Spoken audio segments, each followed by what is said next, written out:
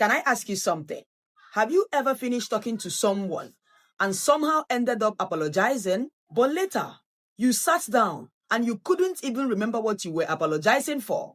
Or maybe you've caught yourself saying things like, maybe I'm too sensitive, maybe I expect too much, maybe I'm the difficult one.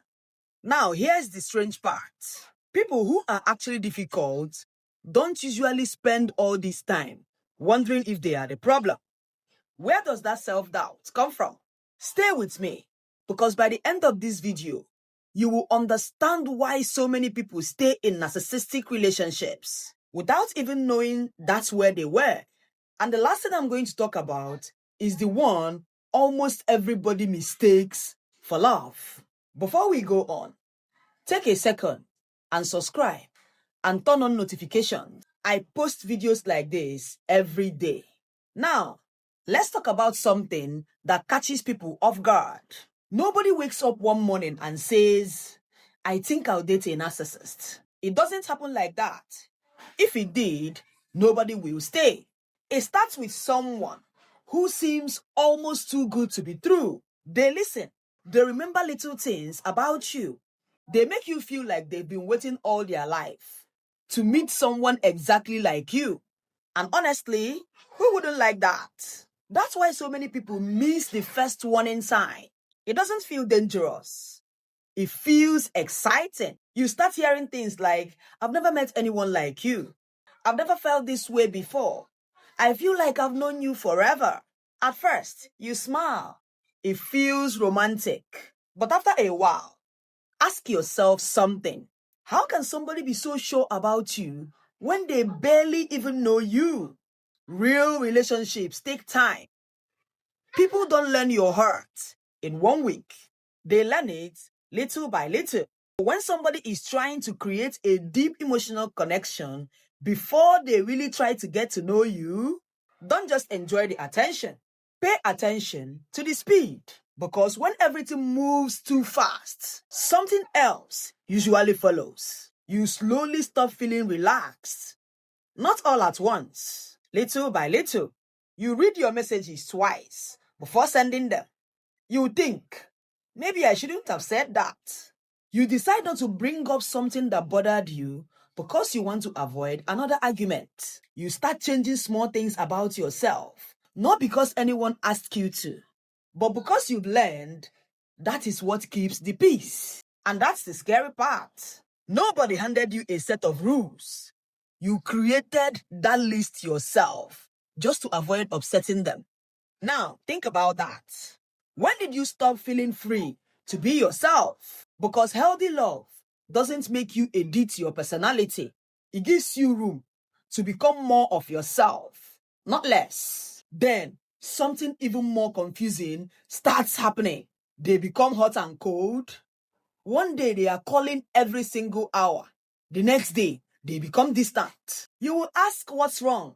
They will tell you it's nothing. But something has changed. You start trying harder. You become kinder, more patient, more understanding. You keep thinking, if I can get back the person I met at the beginning, everything will be okay. And that's the trap. You are no longer enjoying the relationship. You are chasing the beginning. And those are two completely different things. Then one day, you finally decide to speak up. You calmly explain how something made you feel. You are not shouting. You are not insulting anybody. You are simply telling the truth. But somehow, by the end of the conversation, you are the one saying sorry. And you leave that conversation wondering, how did that happen? That's one of the biggest signs that something isn't right. Because every time you try to solve a problem, the conversation somehow becomes about your reaction instead of their behavior. And after enough of those conversations, something changes inside you. You stop trusting yourself. You start checking your own memory. You replay conversations in your head. You start asking your friends if they think you are overreacting. You start looking for other people to tell you if your feelings are valid. And that's very exhausting. Because now you are carrying two burdens. The relationship itself and the constant doubt inside your own mind. And then comes the part that keeps people stuck the longest. Your peace starts depending on them. If they are happy, you can breathe. If they are quiet, your whole day changes. You keep checking your phone. You keep wondering if you have done something wrong. You can't even enjoy a good day because you are waiting for the next mood to change. That's not what love is supposed to feel like. Love should bring peace more often than panic. It shouldn't leave you feeling like you are taking an exam every single day. Now, does it mean everyone who does these things is a narcissist? No. One moment doesn't tell you who a person is, and one argument doesn't tell you who a person is either. What matters is the pattern.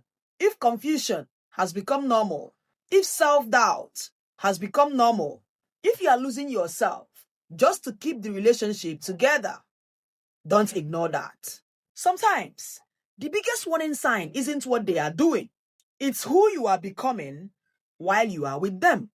If you watch this video and saw yourself in it, don't keep it to yourself. Leave a comment and tell me which part hits you the hardest. And if you haven't subscribed yet, hit the subscribe button and turn on the notification bell.